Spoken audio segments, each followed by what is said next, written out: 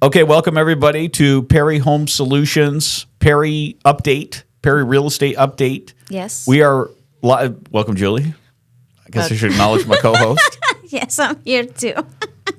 So we're here today in our fantastic new Keller Williams Innovation Studio. What do you think about this, V? Yes, it's very official. We have all the equipment. Yeah. Very strange. You have to be fully equipped. That's very important. Yes, very important. So anyway, this is awesome. It's very good. Okay, so we came here, to talk about real estate as we do.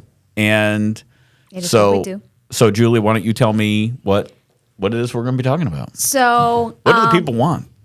The people want real estate news, apparently. So we wanted to talk about some things that are going to be going into effect very soon regarding flood disclosures, and flood insurance. And so for those of you that might not know, we wanted to make sure that we're bringing this information to you. So let's first talk about flood zones and flood maps, if you haven't heard. Apparently, FEMA is changing some of the maps for flood, and they think that Palm Beach County estimates that more than 16,000 properties, mostly east of 95, which will be expected, will be designated at a higher risk of flooding. Under the new maps. And so that could affect a lot of people that maybe before were not obligated to have flood insurance. So this new level is the level in which you're obligated to carry flood insurance. Right. Wow. And if you have a mortgage, your lender might require this insurance now. So you might not have much of a choice there. And FEMA set a December 20 deadline for the new maps to become effective.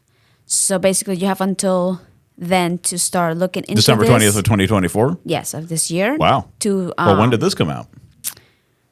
I found that recently, which is sudden. why I'm here today. This feels sudden, So let me see if there's anything else I wanted to bring up. So sometimes people get confused when they have an insurance policy. They think flood is covered, but it's a very specific thing for insurance purposes, what they consider a flood. So flood insurance covers direct physical loss caused by flood, which in simple terms is excess of water on land that is normally dry.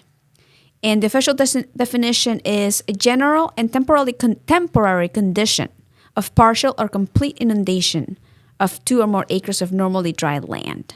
So the definition of a flood is water on dry land. I think it's usually when it comes in into your house. I don't think let's say if you have a burst pipe inside your house, I don't think it's the same thing. But maybe that's more of an insurance agent We're going to have to question. bring on our insurance expert professional, Jeannie. Because I know there's a little bit of a us. loophole, and that's why they want you to get like a separate policy for flood. It's specifically for flood. Yeah, that's true. Yeah, it's federal flood insurance. It's actually a pretty good deal too.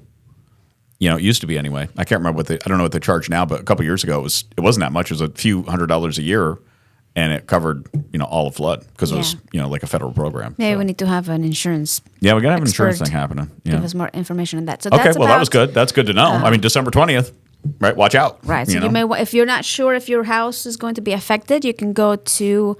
I don't think I have the link here, but you can go to the website. You can contact us because we will get you in touch with our fabulous insurance person who's an expert in all of this, and they'll be able to tell you. If you're east of 95, you better watch out. So you better let us know. We'll connect you.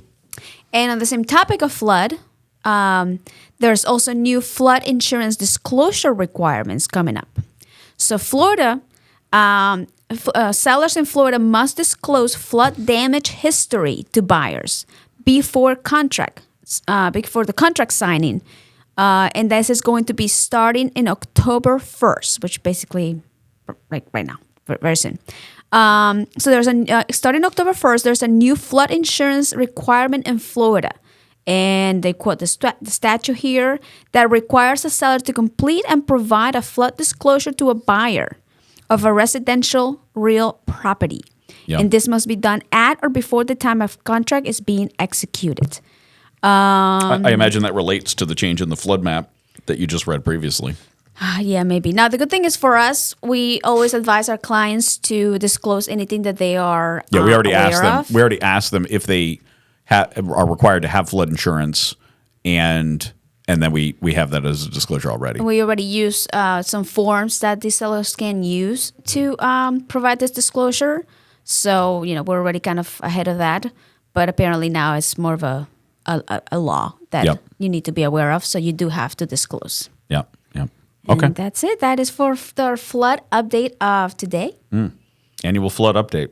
Exciting. Very good. Thank you. Bye. Bye, everybody.